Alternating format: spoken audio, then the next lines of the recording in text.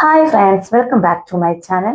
അപ്പൊ നെവിനെ ഇന്റർവ്യൂവിന് കൊണ്ടിരുത്തിയിട്ടുണ്ട് കേട്ടോ. അപ്പൊ നെവിനെ അനുമോളുടെ കുറെ അഭിനയിക്കുന്ന കാര്യങ്ങൾ പറഞ്ഞുകൊണ്ട് എല്ലാവരും പൊട്ടിച്ചിരിപ്പിക്കുന്നത്, അക്ബറിന്റെയും അനുമോളുടെ ഒക്കെ അഭിനയത്തെ കുറിച്ചിട്ട് പറയുന്നത്, അതുപോലെ ബിന്നിയെ വല്ലാതെ ഒന്ന് പ്രാങ്ക് ചെയ്യുന്നുണ്ട്. ആദ്യം ബിന്നി ഒന്ന് പേടിക്കുന്നു, പിന്നെ ബിന്നിക്ക് കാര്യം മനസ്സിലാവുന്നുണ്ട് കേട്ടോ. എന്തൊക്കെയാണ് നെവിൻ പൊട്ടത്തരങ്ങൾ കുറെ വിളിച്ചു പറഞ്ഞത്, അത് നമുക്ക് നോക്കാം. അതിനു മുന്നേ എന്റെ ചാനൽ ഒന്ന് സബ്സ്ക്രൈബ് ചെയ്യണം, ഷെയർ ചെയ്യണം, ലൈക്ക് ചെയ്യണം, ബെൽബട്ടൺ കൂടി അമർത്തിക്കോളൂ കേട്ടോ. അപ്പോ നെവിൻ എടുത്ത് ചോദിക്കുന്നുണ്ട്, നുണ പറഞ്ഞിട്ടുണ്ടോ? അപ്പൊ ബിഗ് ബോസ് ഹൗസിൽ ഞാൻ നുണയെ പറഞ്ഞിട്ടുള്ളൂ, സത്യം പറഞ്ഞിട്ടേ ഇല്ല. പക്ഷേ ലാലേട്ടന്റെ അടുത്ത് മാത്രമേ ഞാൻ സത്യം പറഞ്ഞിരിക്കുന്നത് കേട്ടോ. ലാലേട്ടൻ വന്നാ എന്തായാലും എന്നെ പൊക്കും, അതുകൊണ്ട് തന്നെ ഞാൻ സത്യം മാത്രമേ പറയാറുള്ളൂ. പക്ഷെ ലാലേട്ടന്റെ അടുത്ത് അങ്ങനെ നുണ പറഞ്ഞു നിൽക്കാൻ നമുക്ക് സാധിക്കില്ല എന്ന് പറയുന്നത് കേട്ടോ. അതുപോലെ അക്ബർ ലാലേട്ടൻ വന്നു കഴിഞ്ഞാൽ അയ്യോ നിൽക്കുന്ന നിൽപ്പൊന്ന് കാണണം, വിനയം കൊണ്ട് ലാലേട്ടൻ ഇങ്ങനെ തോളി ചെന്ന് നിൽക്കില്ലേ, അതേപോലെ ഇങ്ങനെ നിൽക്കും, ആയി ലാലേട്ട എന്നൊക്കെ പറഞ്ഞിട്ട്. അല്ലാത്തപ്പോ ഉണ്ടല്ലോ ഈ തോളൊക്കെ ഇങ്ങോട്ട് വിടർത്തി അങ്ങോട്ട് ഒരു ജാതി നിൽപ്പാണ്, ഇങ്ങനെ ഗ്രൂപ്പിസം കളിച്ചിട്ടെന്ന് പറയുന്നുണ്ട് കേട്ടോ. പിന്നെ നെവിൻ, ഞാൻ എപ്പോഴും ലാലേട്ടൻ വരുമ്പോൾ അഴിഞ്ഞാടി തന്നെ നിൽക്കും. ലാലേട്ടൻ എനിക്ക് മാത്രം ആ ഫ്രീഡം തന്നിട്ടുണ്ട്. ലാലേട്ടന്റെ മുന്നിൽ വെച്ച് ആപ്പിൾ തിന്നും, ഭക്ഷണങ്ങൾ കഴിക്കും. ലാലേട്ടൻ അതിനൊന്നും പറയാറില്ല കേട്ടോ. പക്ഷെ അനുമോളുടെ അഭിനയമാണ് കാണേണ്ടത്. അയ്യോ, ലാലേട്ടൻ വരുന്നവരെ പുലിയായിരിക്കും, പുലി.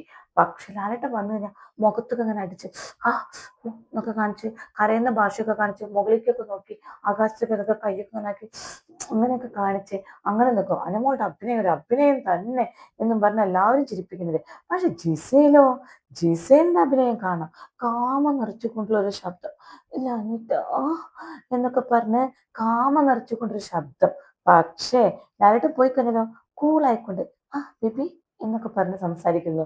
അപ്പൊ ജിസേലും അങ്ങനെയൊക്കെ തന്നെയാണ്. പക്ഷെ എനിക്ക് അവിടെ നിന്ന് കിട്ടിയ ആത്മമിത്രങ്ങൾ എന്ന് പറഞ്ഞാൽ ബിന്നിയും ഭർത്താവും അക്ബറുമാണ് നിലവിലെ എന്റെ മിത്രങ്ങൾ എന്ന് പറയുന്നുണ്ട്. അപ്പൊ അവര് ചോദിക്കുന്നുണ്ട്, എന്നാ ബിന്നി ഒന്ന് പ്രാങ്ക് ചെയ്താലോ നമുക്ക്? ശരി, ചെയ്യാം.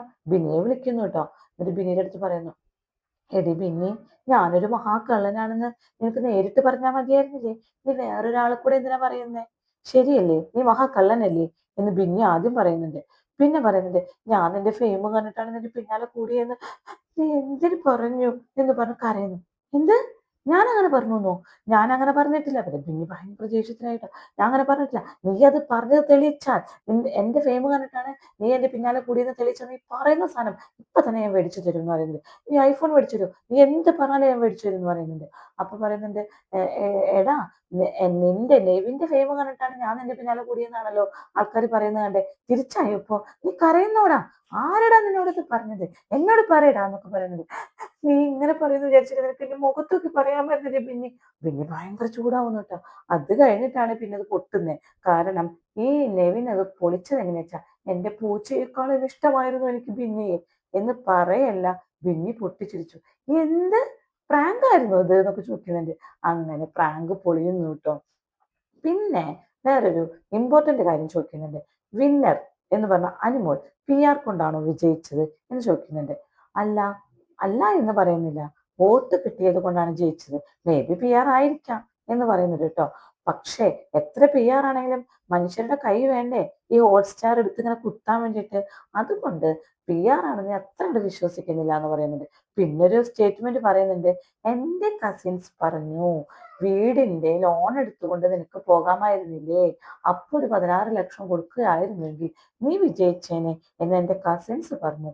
അപ്പൊ തന്നെ ഇന്റർവ്യൂവർ ചോദിക്കുന്നുണ്ട്, അപ്പൊ ശരിക്കും നെവിൻ സമ്മതിച്ചു PR കൊണ്ടാണ് വിജയിച്ചതെന്ന്, കാരണം അല്ലെങ്കിൽ വീടിന്റെ ലോൺ എടുത്തതിനാ പോകേണ്ട ആവശ്യം?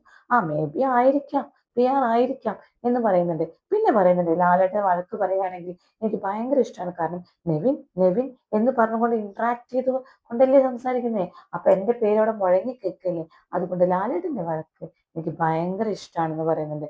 അപ്പൊ ആൾക്കാർ ചോദിക്കുന്നുണ്ട് കേട്ടോ, ഇന്റർവ്യൂവർ ചോദിക്കുന്നുണ്ട്, അല്ല ഇപ്പൊ പൈസക്കൊക്കെ എങ്ങനെ? ഞാനിപ്പോ ബിഗ് ബോസിൽ പോയി വന്നത് പിന്നെ ഫിനാൻഷ്യലി സെറ്റിൽഡ് ആയി ഞാൻ എന്ന് പറയുന്നുണ്ട്. അതുപോലെ ഇപ്പൊ എനിക്ക് ഓരോ ഇന്റർവ്യൂവിനും അതുപോലെ ഓരോ നാടൻ കുറിക്കാനും, അതായത് സെലിബ്രേഷനും ഒക്കെ ചെന്ന് കഴിഞ്ഞാൽ എനിക്ക് ഫിനാൻസ് അവർ തരാറുണ്ട്. കാരണം ഞാൻ പറഞ്ഞു പഠിക്കാറുണ്ട്, എൻ്റെ റേഞ്ച് ഇപ്പം അങ്ങനെയാണല്ലോ എന്നൊക്കെ പറഞ്ഞിട്ടാണ് നെവിൻ നിർത്തുന്നത് കേട്ടോ. പക്ഷെ രസകരമായിരുന്നു നെവിൻ്റെ ഓരോ മറുപടിയും, അതുപോലെ ആക്ഷൻസും, കാലെടുത്ത് വെച്ച് ആട്ടലും, അതുപോലെ ഓരോരുത്തരെ കുറിച്ച് പറയുകയാണെങ്കിലും നമുക്കത് തെറ്റിദ്ധാരണ വരുത്തുന്നില്ല. അതൊക്കെ രസകരമായിട്ട് തന്നെ നെവിൻ പറയുന്നുണ്ട്. Okay, thank you.